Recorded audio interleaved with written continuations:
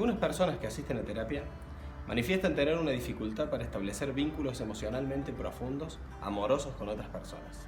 Y esto suele deberse a que el aprender a querer a alguien implica necesariamente el exponernos al miedo y a la vulnerabilidad de qué pasaría si ese vínculo se pierde.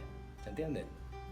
Quizás una de las cosas que hace que vos no te permitas enamorarte de alguien, no desarrolles un vínculo profundo, sea el ¿y qué pasaría si me enamoro?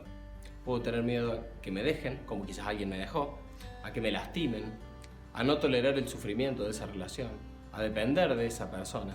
Y todas esas situaciones son miedos. ¿Te has preguntado alguna vez cómo canalizas los miedos? ¿Cómo los percibís en el cuerpo? Un nudo en la panza, una presión en el pecho. ¿Qué reacciones tenés cuando sentís miedo? ¿Y cuántas cosas te limita el miedo en tu vida? El miedo se lo considera una emoción básica. Se considera emoción básica aquellas emociones que las personas pueden experimentar incluso sin haber tenido contacto social.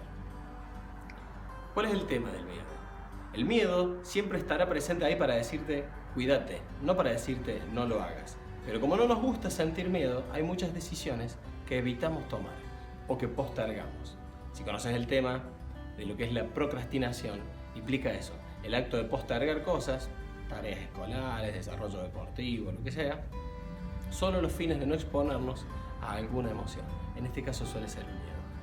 ¿En algún caso sentiste vos miedo, por ejemplo, a decirle te quiero a alguien? ¿Cómo lo has canalizado? ¿Cómo lo has sentido en el cuerpo? Y es importante conocer esto porque es la mejor manera de darnos cuenta si esto que sentimos es miedo o no y qué podemos hacer al respecto. ¿Te ha limitado alguna vez el miedo? ¿Te has dado cuenta si lo sentías o no? ¿Qué has hecho al respecto? Se puede ver entonces que el miedo no es malo de por sí. No tenemos que establecer juicios de valor por sobre el miedo. Porque hay una cuestión social que dice, no tenés que tener miedo. Y el miedo, si es una emoción básica, está bien sentirlo. Y lo que es importante es decodificarlo y gestionarlo. ¿Qué quiere decir esto? El miedo está ahí para decirte, cuídate, ¿sí? Nosotros elegimos qué hacer más allá del miedo. ¿Bien? La función del miedo es protegernos. Entonces no está mal que haya algo dentro nuestro que nos diga, hacelo con cuidado. Después nosotros nos toca elegir cuánto hacemos y cuánto dejamos de hacer en función de ese miedo. El problema podría ser entonces cuando yo por sentir miedo termino anulando mi accionar. Cuando yo dejo de hacer cosas por miedo, el problema no está en el miedo. No es que el miedo es malo, es que yo dejo de hacer cosas por él. El coraje en ese sentido no es la ausencia de miedo, es actuar más allá del miedo. Y por eso siempre hablamos de gestión de emociones. Gestionar el miedo implica poder reconocerlo, saber qué es lo que estoy percibiendo como una posible amenaza y así todo elegir cuál es la mejor forma de actuar posible. Una forma muy hábil de gestionar el miedo entonces sería, primero, reconocerlo físicamente, saber si yo siento miedo cuando siento una presión en el pecho, un nudo en la panza, tensión muscular. Primero debo registrar si lo que siento es miedo o es otra emoción. Segundo, una vez que me doy cuenta que es miedo, reconocer a qué. Porque si el miedo me defiende de una posible amenaza, tengo que saber de qué me estoy defendiendo.